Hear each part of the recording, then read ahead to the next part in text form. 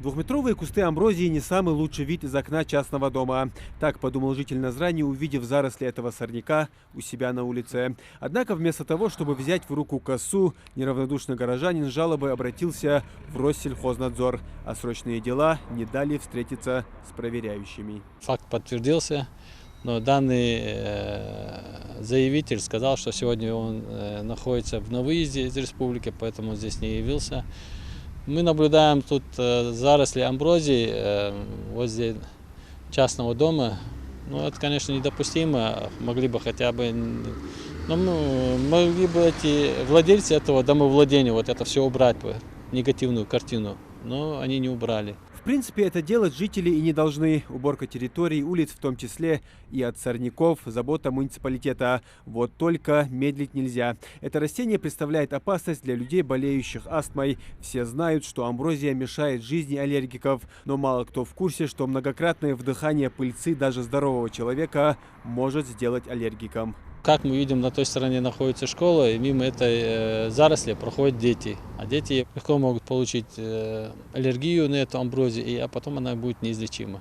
Исторический факт. Родина амброзии – Северная Америка. В России ее завезли в начале 20 века. Сейчас сорняк превратился в настоящее бедствие. Вот эта амброзия трехраздельная. Вот видите, лист там разделенный на 3 части, поэтому называется амброзия трехраздельная.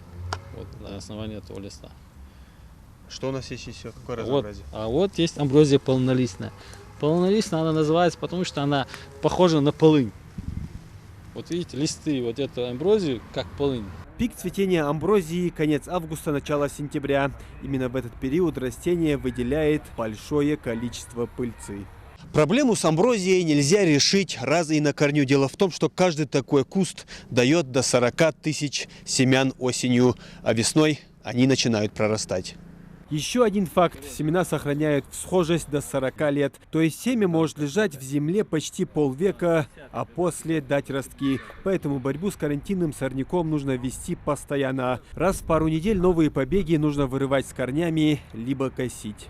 Такая же картина с амброзией на улице Фабричной той же Назрани. Здесь некоторые побеги выросли до 2 метров и почти закрыли уличный трансформатор. Видимо, так решили ограничить доступ к нему. Такое решение практично, но не безопасно. Очередная проверка выявила несколько фактов нарушения в городе. За это грозит наложение штрафа до 1000 рублей физическим лицам и до 10 юридическим. Сотрудники Россельхознадзора зафиксировали все на камеру мобильного телефона, чтобы приложить фотографии при составлении акта проверки. Составим протокол, приложим все эти фотографии, которые мы здесь сделали. Эти фотографии с приложением этого протокола мы отправим в администрацию города Назрань. И вынесем постановление о наложении административного штрафа. Наложение штрафа – крайняя мера против этой беды. Только повсеместная борьба с сорняком способствует восстановлению плодородия земли и снижению числа аллергических заболеваний. Муслим Ганиев, Асхаб Билакиев, Новости 24.